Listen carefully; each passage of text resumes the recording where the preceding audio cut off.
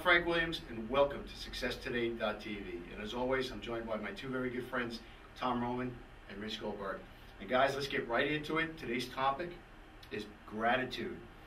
Because of the economy and because of so many challenges that people face in life, sometimes we forget to take a step back and be grateful for what we have. So Tom, I'll pass it to you, and let's talk about gratitude and how that helps with people to succeed in life or help them to make their life a little bit easier. Yeah, well, great point, and I really love this topic. It's actually one of my favorite topics, as you guys know. But the concept of gratitude, one of the things that Wallace Wattles said years ago, he wrote a book called the Science of Getting Rich back in the 1900, 1910, in that range. And one of the things he said in the book was, many people who live their lives right in all other ways are kept in poverty by their lack of gratitude.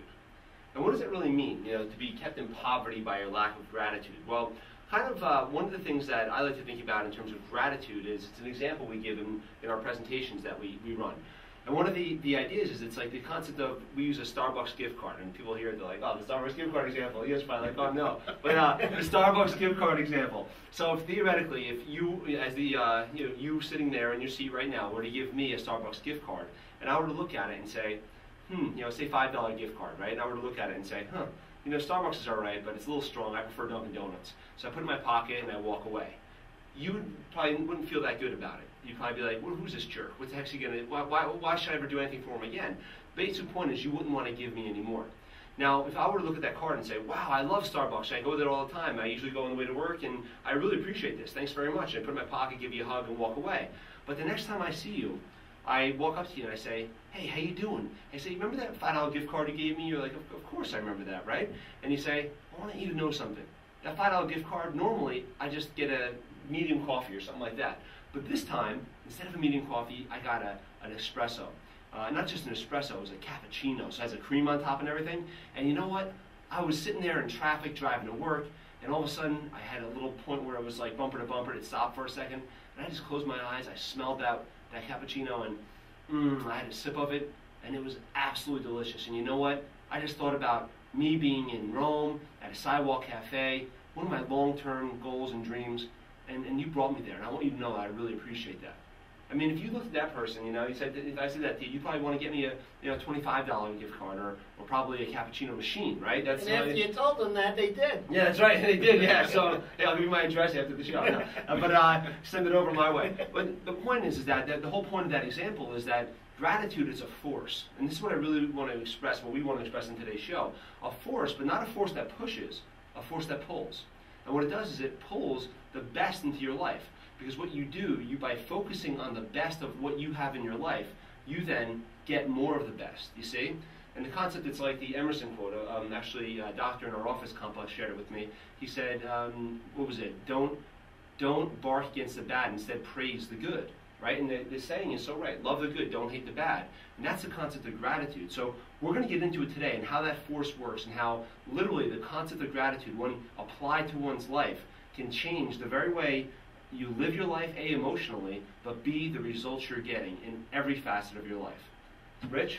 I think just right off the bat, gratitude. I'm gracious or gratitude? Grateful. Yep. God, the mind just is shot in me. Take two. Here, take two. That I'm just very grateful just for literally waking up every day. I mean, that's as low base and common denominator as you can get. It's just the simple fact that you're alive, you have your health, your friends have health, your relationships, your family, you have continued good health, and you're enjoying your life. And you're able to do whatever you want with it. As Thomas mentioned, with his Starbucks or whatever, you're attracting people with the simplest of gifts. Could be a gum wrapper, could be a candy bar. Somebody's giving of themselves. That's a sincere, earnest gesture on their part. And even though there's no massive monetary value to it, there's an emotional kinship and attachment there.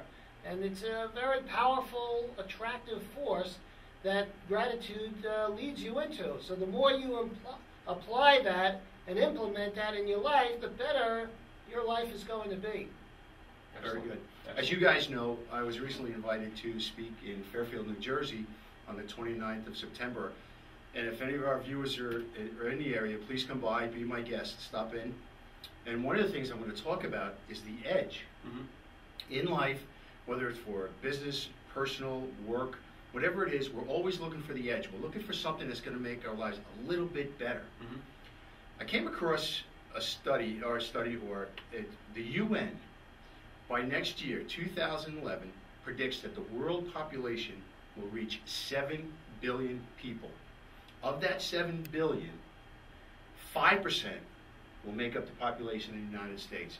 Now, if you're sitting home and you're saying, what do I have to be grateful for? Well, if you live in the United States, you just beat out 95% of the world population. You talk about gratitude, that should be it right there. You're right, and Frank, that's a great point. And a lot of times people, they look at that, and regardless of where you live, like, in the world, I mean, we have a lot of international viewers too. The idea, though, is be grateful, wherever you live. And you hear all the time, and I don't care where you live again, what country you're in, every day you hear people complaining about the government, complaining about this, complaining about this politician. Well, in that book, The Science of Getting Rich, it's funny that when he gives an example, he says, be grateful for the government, because without the government, you'd have anarchy.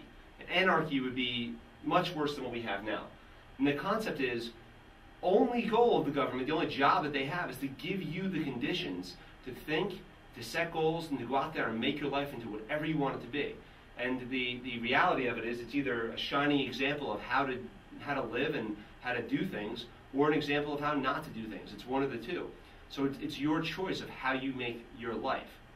Rich, any comments on that? If you go throughout your life on a daily basis and you do small gestures, holding a door for somebody, you hear, oh, there's no manners anymore, there's no respect. And a person says thank you in return. Those are the small gestures, or let somebody in on the road instead of having road rage. You have the anti-road rage where you let a person in. God forbid you let this guy cut in. He was going in anyway. What's the difference? So you let the guy cut in, and then he gives you, a high five, whatever. Again, these are little gestures throughout the day where you slow your life down. You're not in such a rush to go everywhere, every nanosecond. And with these small gestures, it, again, compliments you, acknowledging others, being nice to others. I know it's a foreign and alien concept sometimes today in society, but if you keep doing those kind of little things and expect, again, the expectancy is nothing in return. That's what you're doing. You're giving out and you're attracting a nice gesture in return, but you're not getting anything for it other than that gesture. I think you're going to come out ahead in that game.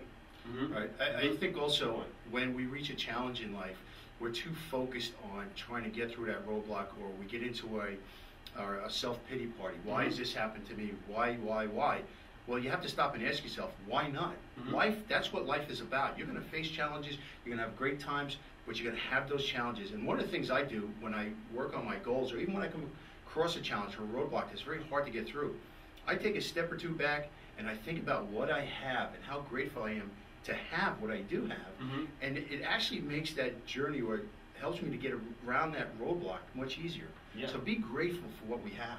Yeah, and you're right, Frank. And the funny part is, you look at what you have, and it puts you into a different state. And if you were to think of that example, let's say your example first.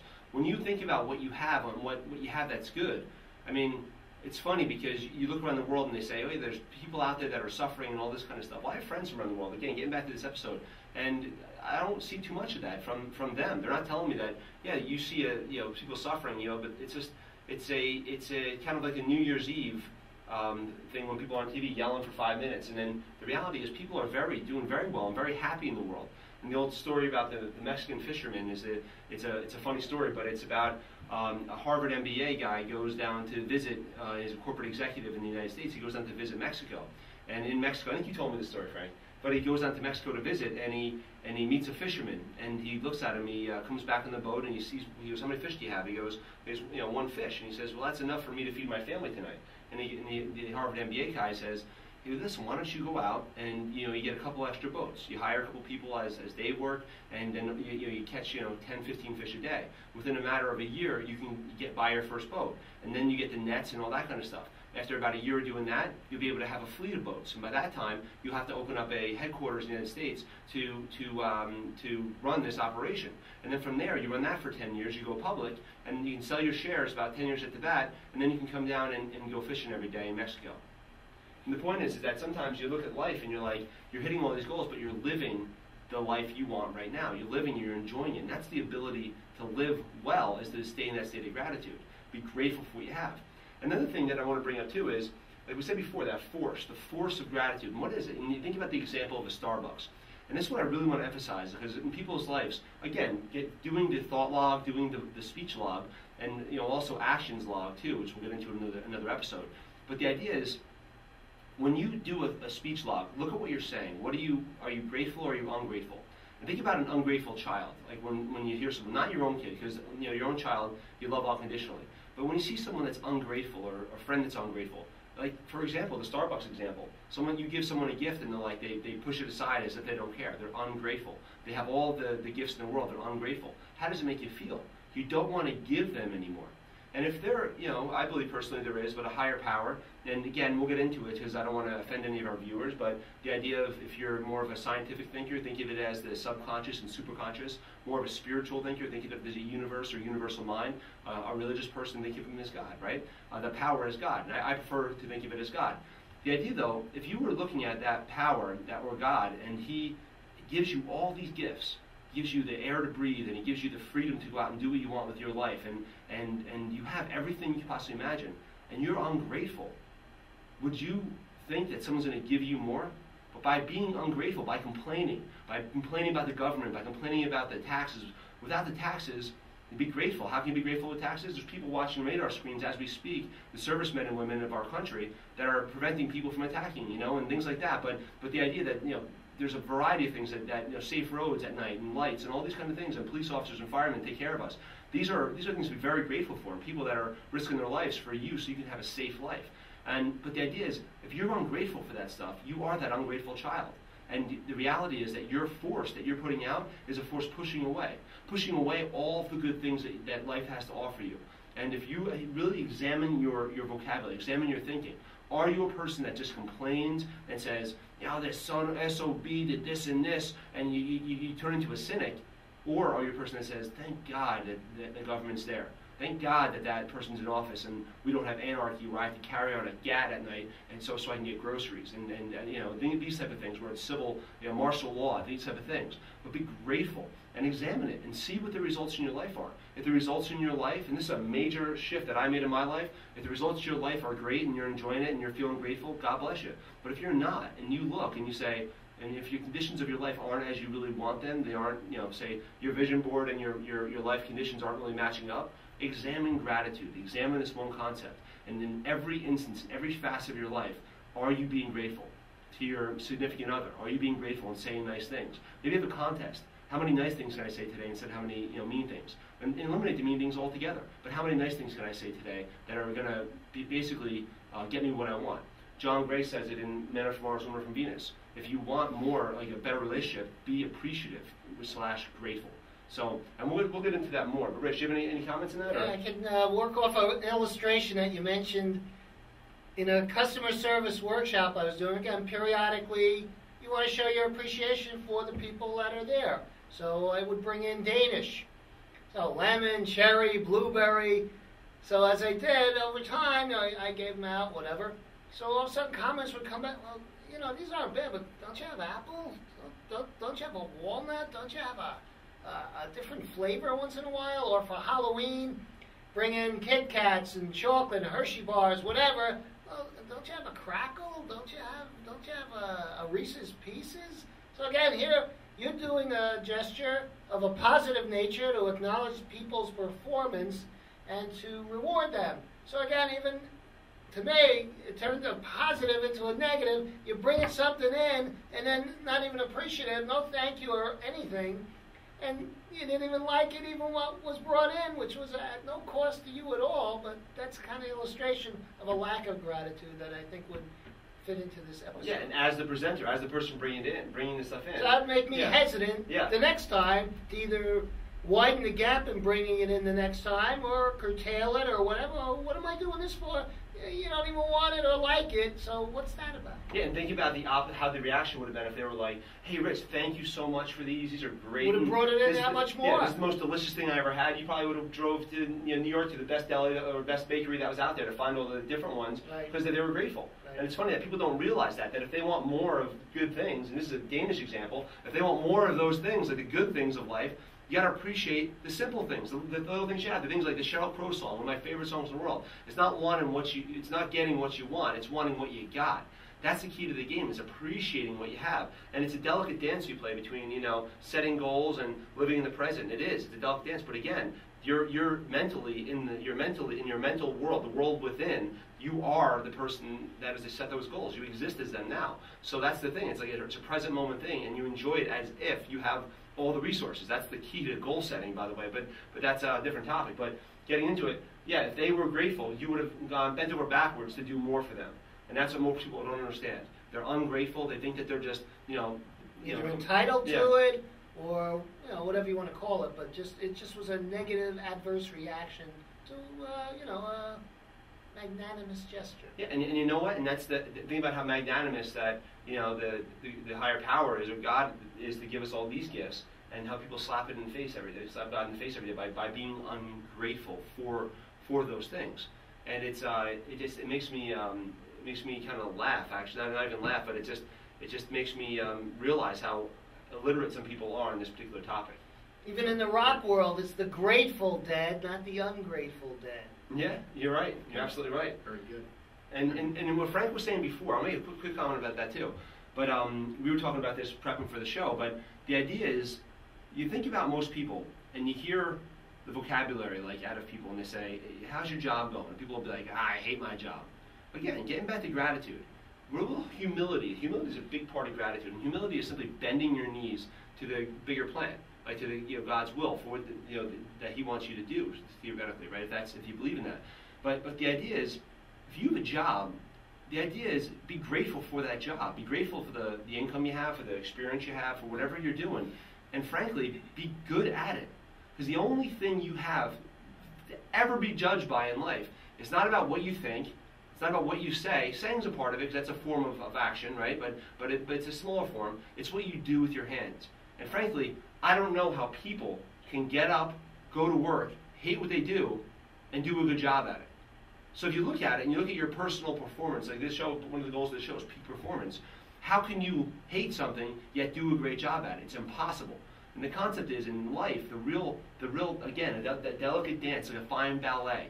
But the dance is, hey, listen, this is what I'm doing. I'm going to learn to love it. I'm going to learn to be grateful for it. And it's a skill that's practiced.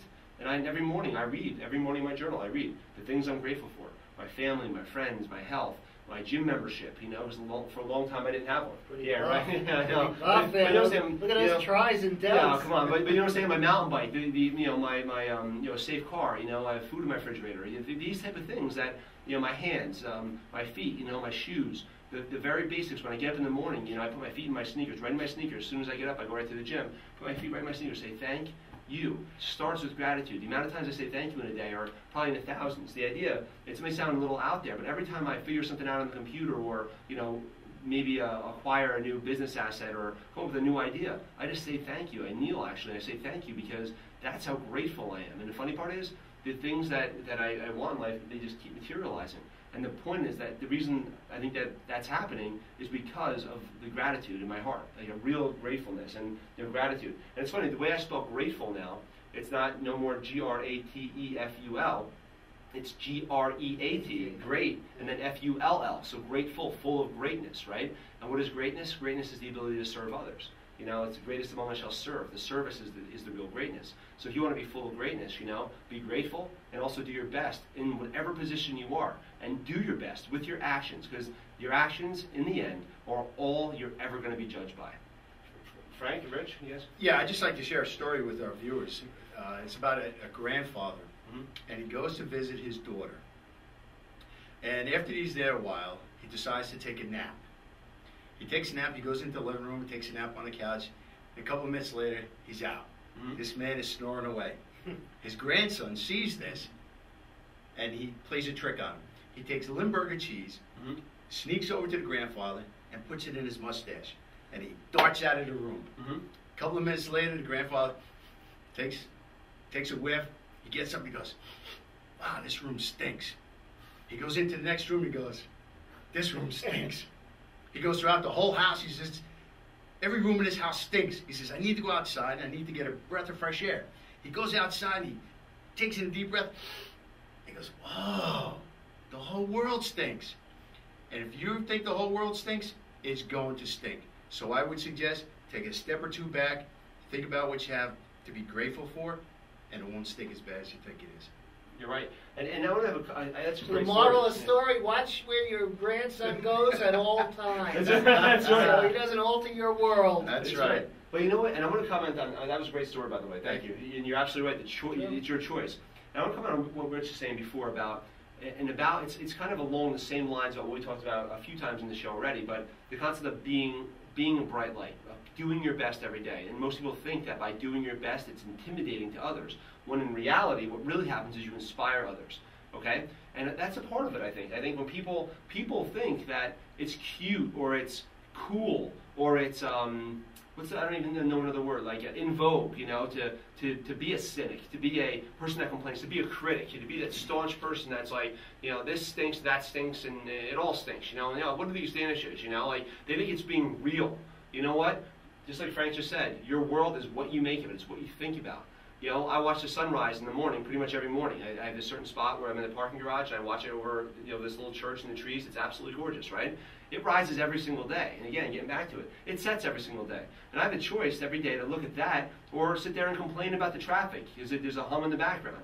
Well, I learned to appreciate that hum. I learned it's a part of the civilization in which I live, and it's a beautiful thing, as if a bird is chirping. It's weird. You can be grateful that you still have your hearing, that you can hear the hum. Exactly, exactly. As opposed to not. Yeah, exactly. And those are the things. But people think, and this is where there's a real mental block. And when you get through this block, I mean, it's for real. It's a conditioning, social, peer pressure type of block. But when you overcome that and you literally understand, when you are happy, when you are jovial, when you are grateful, over time, that's going to have a much better effect on your life. And regardless, honestly, who cares what people think? And you know what? And in reality, you're inspiring them by being grateful. Even though they might not say it, they're going to be like, something was different about that person. And you want to know what's different? These little acts of gratitude, and it's an internal feeling. It makes you feel great. A, it's bringing all the things you want into your life. B, by looking at the best, you get more of the best. By looking at the best in your life, oh, my hands, I can breathe, and all this stuff, you're just going to keep getting more of the best. You feel better. And then the third thing, you're going to have an abundant life because things are going to keep coming to you seemingly out of nowhere.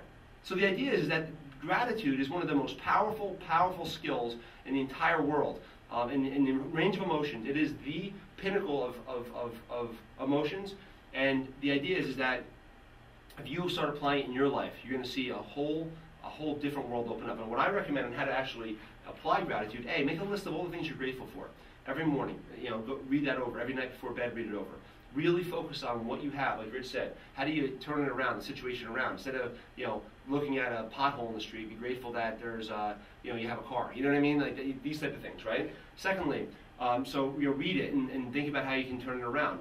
But secondly, examine your own thinking and your own voice. When you start noticing yourself going into complaining mode, put your car in reverse and go back down gratitude road.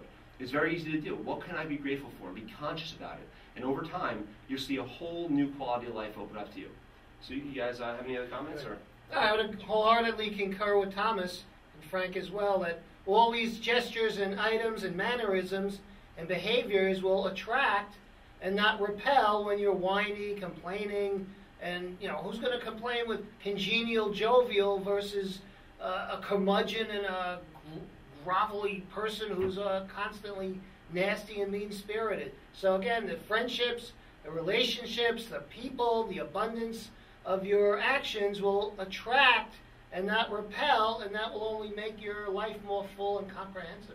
Yeah, and you know what? And it's funny. Did you guys see the movie The Other Guys yet? It was The Other Guy? No. It was Will Ferrell and Mark Wahlberg. And one of the things Mark Wahlberg says in the movie, he goes, my dad taught me not to ever say anything behind someone's back, so I'm going to tell you right to your face what I think about you. Right? And he kind of told them off. It was a funny scene, right? It was hilarious. Candor. It was hilarious. But the idea too is when you hear people complaining, the thing is, or talking about someone behind their back, call them on it. Say, I don't complain. Why are you being so ungrateful? You know, do you understand what gratitude does? Maybe point them to the show. So you got to watch this. Go to Success Today and click on the episodes and click on gratitude, because you could really use this, because it's really true. But call people out on it and bring to their attention. I think a lot of it, it's like, you know, I just finished a book called The E-Myth. It was a great one of my favorite books, actually. I reread it quite often, by Michael Gerber. Awesome book on how to structure systems for small business and how to actually make them work. But one of the things he says in there was, in life, without goals, without a clear plan of action that you know to work, and that's what this book kind of talks about for small business and how to make it work,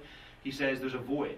And the void is where people, they'll go in any direction that they can. And what they do is they try to latch on to things, to experiences, like to do things, like watch television, read a book, or you know, whatever it is, go to the bar with the friends, watch the game, whatever it is. But without a direction, there's a void created, okay? And that's what you really got to watch out for, is a lot of the modern stuff out there. And I'm very grateful. I was home at my parents yesterday. I grabbed some lunch over there. I saw a show on how they make bicycles. I always wondered how they did it, right? My whole life I wondered. You know, I used to ride my bike when I was a kid. I'm like, how do they weld that little thing right there, right? And it turns out there's like a machine that does it, where they drop the stuff, the welding material into the tubes, and they heat the whole unit. So it's not like a one little welding gun. It's like you basically heat the whole entire thing, and it was very cool. That type of show, awesome. I mean, it's a cool thing to watch. But just remember, though, a lot of the other stuff that promotes messages that are these fear-based messages, you really got to transcend that, and you got to understand that that's meant for a reason, to get you into that void. And when you're in that void, you get significance by